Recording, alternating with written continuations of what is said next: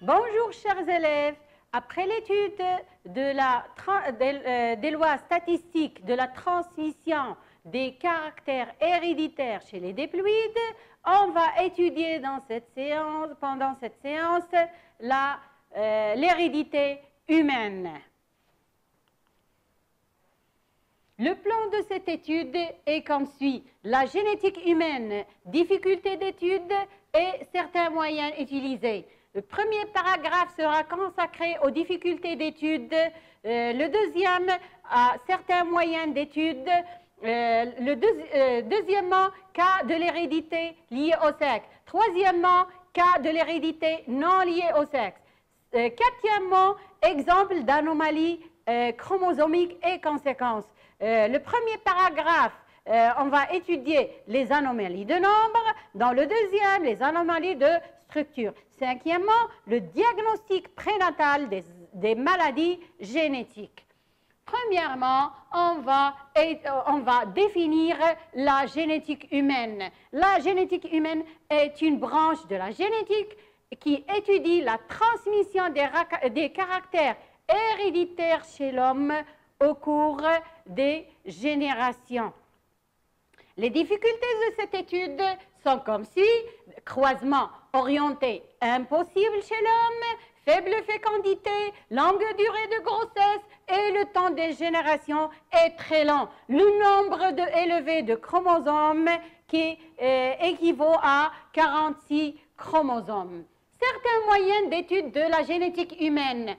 Premièrement, les arbres généalogiques. Ce sont des représentations schématiques simplifiées des liens de parenté existants au sein d'une famille. Il permet de suivre la transmission d'un caractère ou d'une maladie héréditaire au cours des générations au sein d'une même famille. Ce schéma montre un exemple d'arbre généalogique. Il est accompagné d'une légende qui montre les symboles utilisés dans cet arbre. Par exemple, ce symbole signifie une femme saine, celui-là un homme sain, celui-là un mariage, celui-là un mariage consanguin, celui-là un fœtus, une femme malade, un homme malade. Deuxièmement, les cartes chromosomiques ou karyotypes ou encore appelées cartogrammes. C'est l'arrangement standard de l'ensemble des chromosomes d'une cellule à partir d'une prise de vue microscopique. Les chromosomes sont photographiés et disposés selon un format standard par paire et classés par taille et par position du centromère. On réalise des karyotypes dans le but de détecter des aberrations chromosomiques telles que la trisomie 21 ou d'identifier certains aspects du génome de l'individu comme le sexe XX ou XY, notant qu'un karyotype se présente sous forme de photographie.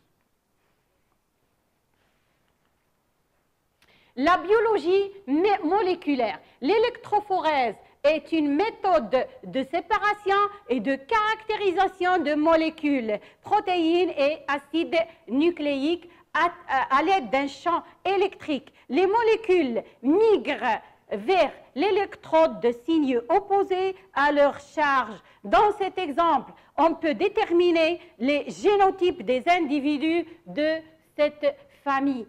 Ici, un allèle normal, ici, un allèle anormal. Ici, les membres d'une famille de sexe masculin et de sexe féminin. Transmission des maladies héréditaires liées aux chromosomes sexuels. Premièrement, transmission du daltonisme. Qu'est-ce que le daltonisme? C'est une anomalie de la vision, de telle sorte que les malades ne distinguent pas les couleurs, notamment le rouge et le vert. Le document ci-contre montre un pédigré d'une famille atteinte de cette maladie. d'après le document, montrer que la maladie est récessive. Notez bien, il y a dans la génération, la première génération, les individus 1 et 2 sont sains et pourtant ils ont donné naissance à une descendance portant la maladie, notamment l'individu 3 et 8 dans la deuxième génération. Deuxièmement, proposer une hypothèse concernant le chromosome porteur du gène responsable de cette maladie. On remarque bien que le nombre de garçons ou de mâles porteurs de maladie dépasse le nombre dépasse beaucoup celui de femelles atteintes. Donc, on peut supposer que cette maladie est liée au sexe. Troisièmement, sachant que cette maladie, que cette hérédité est liée au sexe, préciser le chromosome porteur du gène responsable de cette maladie. Le gène étudié n'est pas lié à Y car il y a des femelles atteintes. Donner le génotype de l'individu grand 1 2 réponse, le génotype de cet individu est grand XD, X grand D, Y, car c'est un mâle sain. Donner le génotype de ces filles. On remarque que toutes ces filles sont saines, donc elles vont recevoir l'allèle X grand D.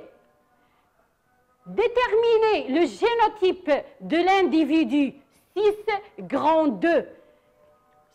Cet individu a un génotype X petit d parce que c'est une femelle malade. Donner le génotype de ces garçons. Cet individu ne donne que des allèles X petit d. Donc, tous ces garçons seront malades. Que peut-on conclure? On peut conclure qu'une maladie est récessive si on a un individu malade issu de parents tous deux sains. Un gène récessif est lié au chromosome X si chaque terre sain donne naissance à des filles saines et chaque mère malade donne naissance à des garçons malades ou le nombre de garçons malades est beaucoup plus supérieur que celui des filles malades. On passe à une autre maladie, c'est le rachitisme vitamino-résistant. Quels sont les symptômes de cette maladie? Bon, c'est une maladie héréditaire caractérisée par des déformations des membres inférieurs et le nanisme. On ne peut pas guérir cette maladie par des injections de la vitamine D. Et le document ci-dessus représente l'arbre généalogique d'une famille dont certains individus sont atteints de cette maladie. Premièrement, déterminer le mode de transmission de cette maladie. On observe dans le pédigré que tous les individus ont au moins un parent malade et aussi un descendant malade. Que la maladie existe dans toutes les générations. La présence d'un individu grand 3 sain est issu d'un couple malade. 1, 2 de la génération 2. Ceci prouve que l'allèle responsable de la maladie est dominant et elle est représentée par grand R et celui qui détermine le phénotype sain et récessif, on le désigne par petit r. On observe dans le pédigré la présence de femmes malades, donc l'allèle morbide n'est pas porté par le chromosome Y. tout garçon malade est issu d'une mère malade et toutes les filles issues d'un père malade sont malades. Et donc, l'allèle R est porté par le chromosome X. Le tableau ci-dessus présente les pourcentages de descendance de couple dont un membre est malade. Ceci pour son mariage. Que peut-on constater de l'analyse du tableau ci-dessus? On constate qu'un père malade donne toujours naissance à des filles malades.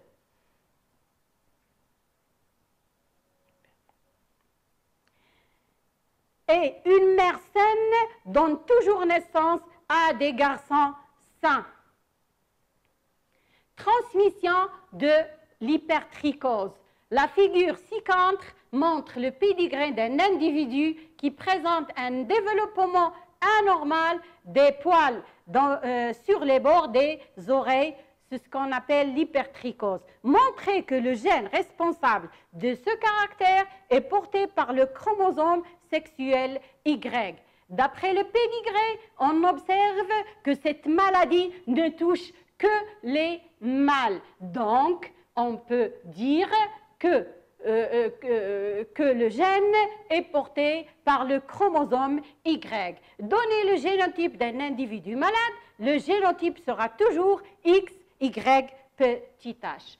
On passe à la transmission d'une maladie héréditaire autosomale. Transmission de la mucoviscidose. La mucoviscidose est une maladie génétique due à une mutation du gène CFTR qui entraîne la synthèse d'un mucus anormalement épais et collant, d'où des problèmes respiratoires, digestifs. La figure ci-contre montre un arbre généalogique d'une famille dont certains membres sont atteints de cette maladie. Premièrement, l'allèle responsable de la mucoviscidose est-il dominant ou récessif? Justifiez votre réponse. L'allèle de cette maladie est récessif. Pourquoi? Parce qu'on remarque bien dans la génération 1 que les individus 1 et 2 sont sains et malgré ça, leur descendance numéro 3 de la deuxième génération est malade. Donc, l'allèle est récessif, porteur de maladie est récessif. Et donc, symbolisé par petit m et l'allèle normal par grand M. L'allèle responsable de la maladie est-il porté par un autosome ou un gonosome? L'allèle n'est pas porté par Y car il y a des filles malades. Et il existe un garçon malade issu d'un père sain. L'allèle n'est pas porté par X car la fille de 3 est malade et son père est sain. Donc ce gène est porté par un autosome. Donnez le génotype, le génotype des individus 1, 2, 3, 2, 4 en utilisant les symboles grand M et petit m. Génotype des individus. Et donc 1, c'est un individu.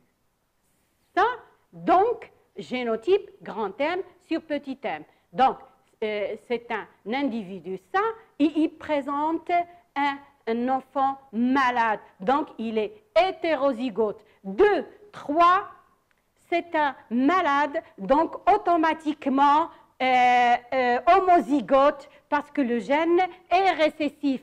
2, 4, c'est un individu sain et ayant des parents hétérozygotes. Par conséquent, c'est grand M sur petit m ou grand M sur grand M. Calcul de la probabilité. Les phénotypes des individus de 6 et de 7 sont grand M, grand M. Les génotypes grand M sur petit m pour chacun. Les gamètes automatiquement MM et MM. Échiquier de croisement, on obtient grand M sur grand M sur petit m, 50%, petit m sur petit m, un quart. Et par conséquent, la probabilité pour que le fœtus 3,5 soit atteint de cette maladie est un quart, 25%. Le résultat de l'électrophorèse confirme le génotype de l'individu 1,1, montre que l'individu 2,4 est homozygote, donc son génotype est automatiquement M sur grand M. Montre que le fœtus 3,5 est sain car il est hétérozygote grand M sur petit m. Transmission de la Corée de Huntington. La figure ci-contre représente l'arbre généalogique dont certains membres sont atteints de maladies appelées la Corée de Huntington. La Corée de Huntington est une maladie neurodégénérative qui apparaît tardivement entre 30 et 50 ans. La personne malade perd peu à peu ses fonctions intellectuelles et doit faire face à des troubles moteurs. Déterminer le mode de transmission de cette maladie. Chaque individu malade est issu d'un couple, au moins l'un d'eux est malade. Le gène n'est pas porté par Y car il y a des filles malades et des garçons malades issus de pères sains. Le gène n'est pas porté par X car le père 2 de la génération 2 a donné naissance à une fille saine, donc le gène étudié est autosomal, donc le gène est porté par un autosome. Donner les génotypes des individus 1,1, 1,2 et 4,1, utiliser les symboles H et grand H et petit h. 1,1 est une femme malade qui a des garçons sains, donc hétérozygote H sur H. Homme 1,2, homme sain, donc HH. 4,1, homme malade, issu d'un père malade et d'une mère saine, donc XHY. Les anomalies chromosomes, où on va étudier premièrement les anomalies du nombre. La trisomie 21. La trisomie 21 ou syndrome de Down est l'une des trisomies les plus fréquentes. Les sujets atteints présentent des caractéristiques communes. Il y a un chromosome en plus au niveau du couple 21. La formule chromosomique est 2n égale 47 égale à 22 AA plus XY.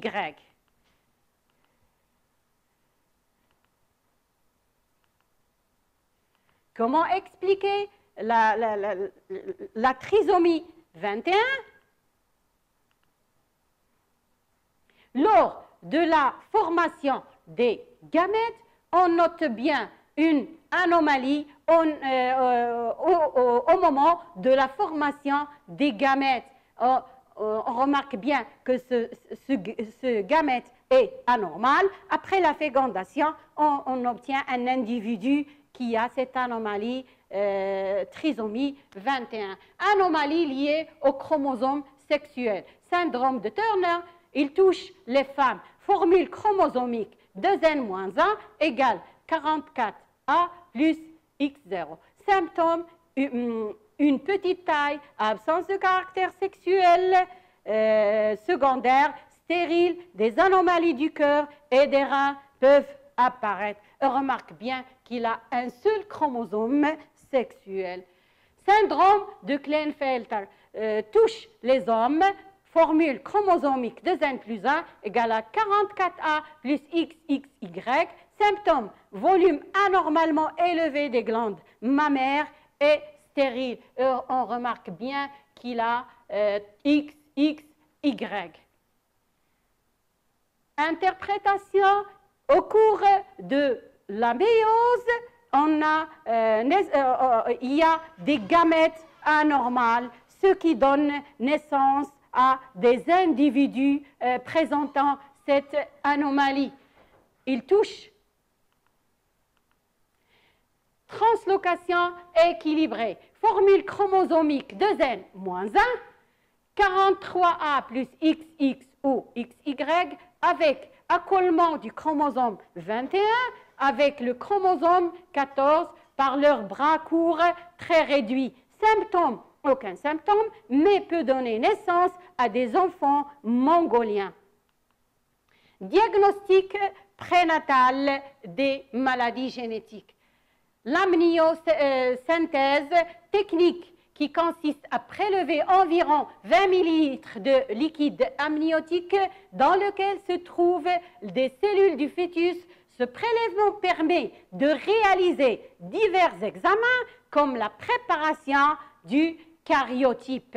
Biopsie fœtale consiste à prélever des échantillons des villosités placentaires en vue de les analyser génétiquement pour chercher des mutations, des anomalies chromosomiques. Fœtoscopie consiste à prélever un échantillon de sang fœtal à partir du cordon ombilical pour une analyse chimique ou une analyse génétique des cellules qu'il contient. L'échographie consiste à envoyer des ultrasons dans la direction du fœtus et de collecter les ondes réfléchies et les transformer en images fixes ou animées. Cette technique permet de suivre le développement du fœtus grâce à la mesure de plusieurs paramètres tels que le volume du liquide amniotique, la taille du fœtus, volume de sa tête, le diamètre de son abdomen. Il permet également de mettre en évidence certaines malformations concernant la morphologie du fœtus ou quelques-uns de ses organes. Le schéma suivant montre ces différentes méthodes. Merci d'avoir suivi et à très bientôt.